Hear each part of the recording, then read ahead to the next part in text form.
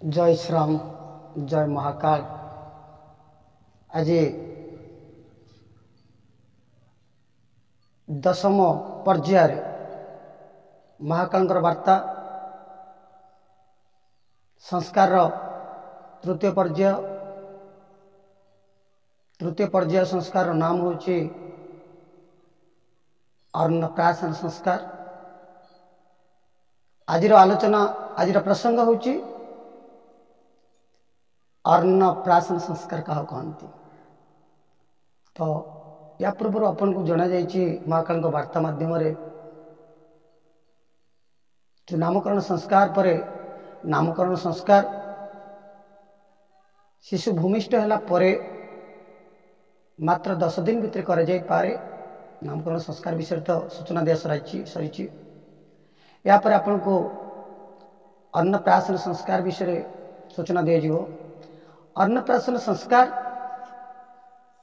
अति कम 6 मास भितर कर उचित कहीं जिते बड़े शिशु मातृगर्भ जन्म हुए से तरल जातीय खाद्य ग्रहण करते जहाँकि कहते दुग्ध मातृ क्षीर मांकर दुग्ध को सेवन करते शिशु। तेणु जिते बड़े शिशुर दांत उठी जाए शिशुर दांत उठिला परे प्रथम जिते सी कठिन वस्तु को खाइब खाद्य अन्न ताहले से अन्न खाइबा पाई शिशु जिते प्रथमे अन्न सेवन करिवो को भलिया प्रेरणा रहिबो को भलिया संस्कार करा जीवो ना यज्ञ वातावरण माध्यम संस्कारित करी वेद मंत्र माध्यम ए तृतीय संस्कार करा जाय थाए। तार उद्देश्य होचे या जेहेतु आम मनुष्य जोनि पाइचे दीर्घ 84 लाख जोनि रे भ्रमण कला परे पशु जोनि रे तो खाद्य कौन हवा दरकार। आम जो शिशु को खाद्य देवा जेमिति खाद्य देवा ता भितर सेमिति मन तैयारी हबो सेमिति बुद्धि सेमिति विवेक खाद्यर जन्म नब से भाया संस्कार जन्म नब। तेणु आमर दायित्व अच्छी कर्तव्य अच्छी पितामाता अभिभावक मानकर दायित्व अच्छी जे शिशु को प्रथम स्टेज तार हूँ प्रथम खाद्य जिते आरंभ कर से समय ताकू सात्विक खाद्य आम देवा जोटा कि यज्ञ माध्यम आठ प्रेरणा रहिबो जे सात्विक खाद्य ही केवल देवा ताकू तामसिक खाद्य नुह कि राजसिक खाद्य नुह। जदि आम सात्विक खाद्य देवा पिला भितर निश्चित भाव में सात्विक विचार चिंताधारा जन्म नब। तेणु अन्नप्राशन सात्विक खाद्यर दबदबा रही कहले चले कारण एव्री एक्शन हाज रिएक्शन सबु क्रियार विपरीत प्रतिक्रिया जमती अच्छी।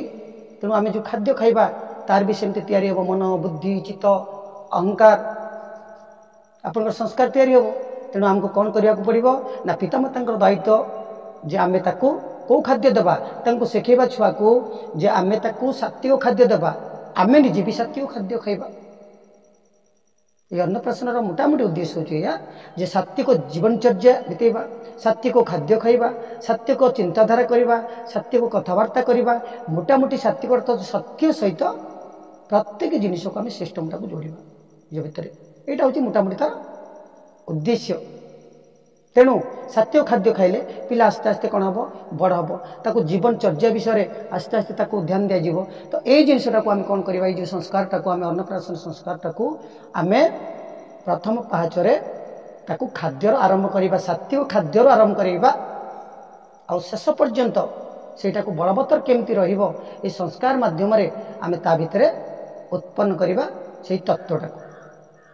आसंता काली 11तम पर्यायर चतुर्थ संस्कार विषय टी जन सम्यक जन आपन को चतुर्थ पर्यायर 11तम वार्तार महाकाल से चतुर्थतम संस्कार नाम हूँ मुंडन संस्कार बा चूड़ाकर्म संस्कार क्या कहुए।